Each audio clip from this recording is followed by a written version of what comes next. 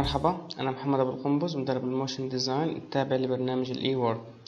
اليوم بمحاضرتنا حنتعلم كيف نتعامل مع الصوت بالأفتر إفكتس، كيف ممكن نحضر السكريبت اللي سجلناه باستخدام الميكروفون على برنامج الأوديشن وننقيه من التشويشات والمشاكل التانية. فتحت الأفتر إفكتس وحضرت عندي ملفين صوت، موسيقى جبته من الإنترنت وتسجيل أنا سجلته. فلو عملنا كومبوزيشن على السريع، وحطينا فيه ملف الصوت، هنلاقي انه فيش عنده عين، في عنده بس ملف صوت. فنلاقي جواته بس شغلة واحدة بنقدر نتحكم فيها وهي الاوديو ليفلز، هذا بس فقط العرض. لو شغلنا الصوت فهنا الاوديو ليفلز تتحكم بالليفل تاعت الصوت زي ما احنا شايفين، ننزله للاخر هيك تقريبا اختفى او نعليه. طبعا لا يحبذ استخدام هذه الطريقة في تعليات وتبطيط الصوت، لأنه فيش فيها نسبة حقيقية. يعني ممكن صوت يكون عند سالب 12 يختفي، وممكن صوت عند زي ما هذا عند سالب 60. فأفضل طريقة نعلي وطي الصوت، نجينا على الإفكتس تاعت اللاير نفسه، نحط أوديو، وهنا في عنا إشي اسمه ستيريو ميكسر.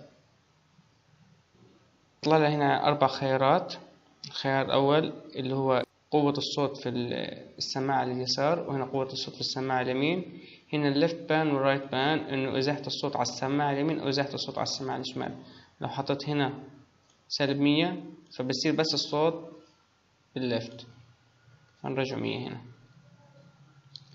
فهنا لو رحت عملت بس للليفت وطيته، خليته مثلا هنا 50، بعدين رجعت عليته 100،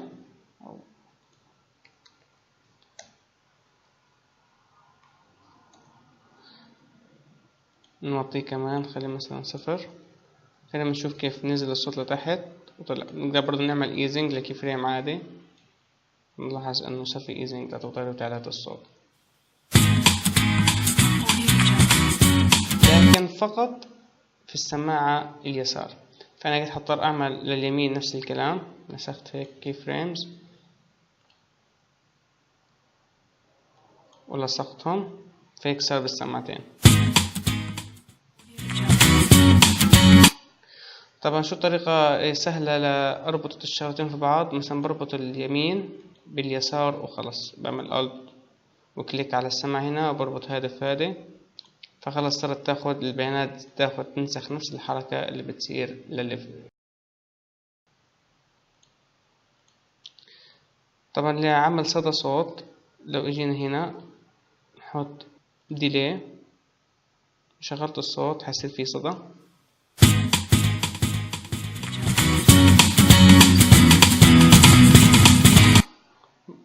فممكن احط الديلي 1000، فهيك تكتر تأثير صدى الصوت.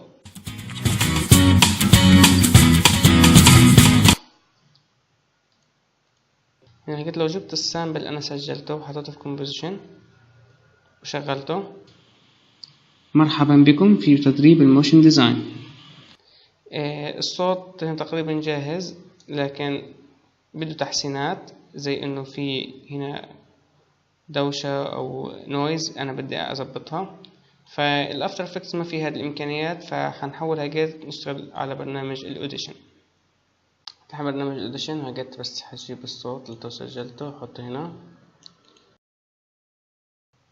واعمل دبل كليك عليه. فهنا بقدر اشوف الدوشة اللي او التغبيش اللي بيجي في الصوت بشكل بصري. فهنا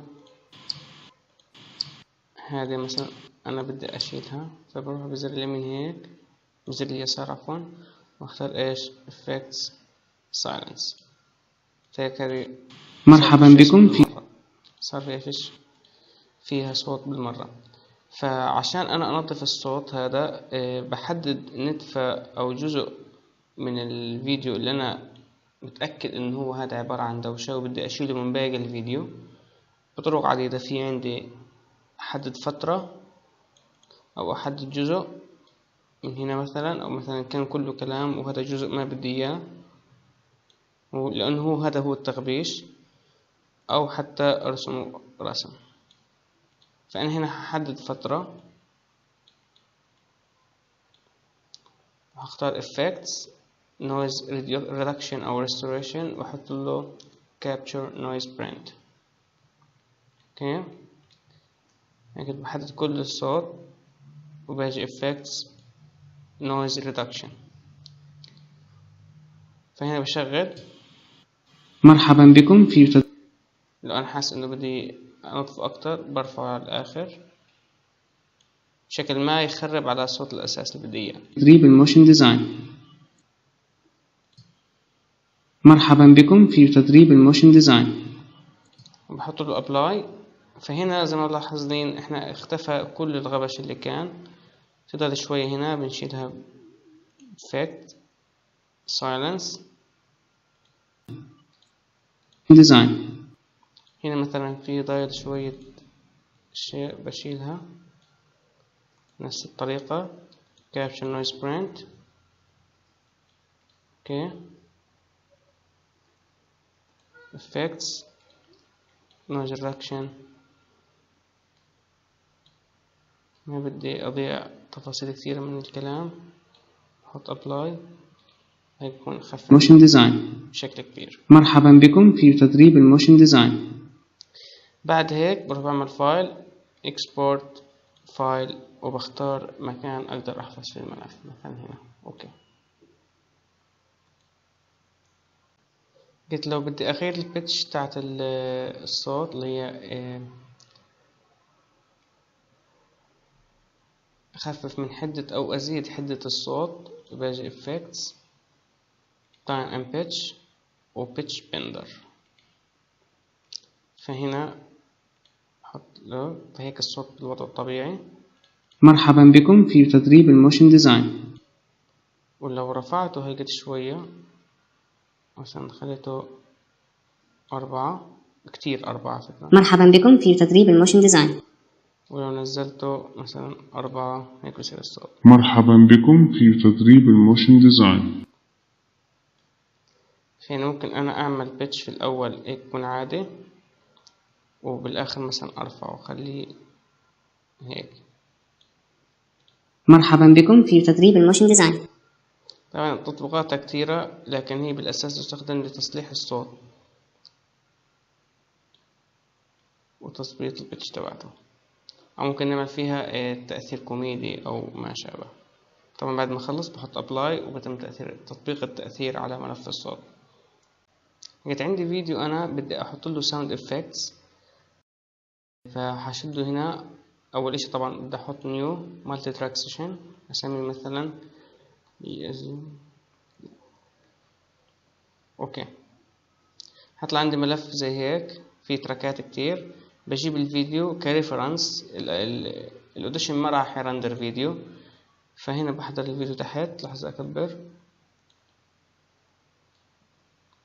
فهنا الفيديو نحط له صوت.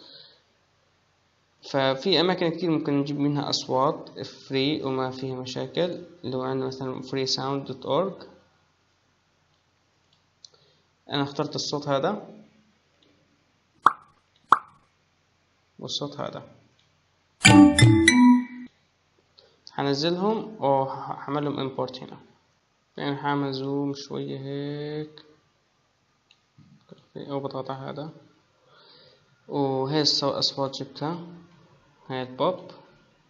فهنا بحكي لي إنه السامبل ريت مش متشابه، فهو هيغير السامبل ريت على الملف زي السامبل ريت على السيشن تاعتنا. هنقول له أوكي.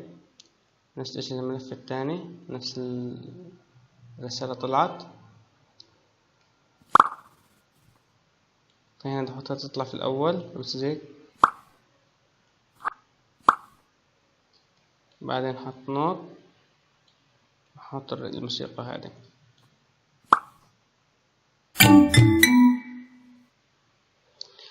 فبعد هيك بروح بعمل فايل export مالتي تراك ميكس داون وانتاير سيشن، فهو حيصدر له كل هذا كأنه ملف صوت واحد. بقدر ساعتها استخدمه بالافتر افكتس او البريمير.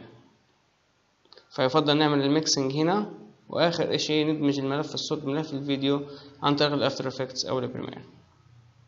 وبهيك بنكون خلصنا محاضرة اليوم، وعرفنا فيها كيف ممكن نستخدم الأصوات ونعدلها باستخدام الأوديشن.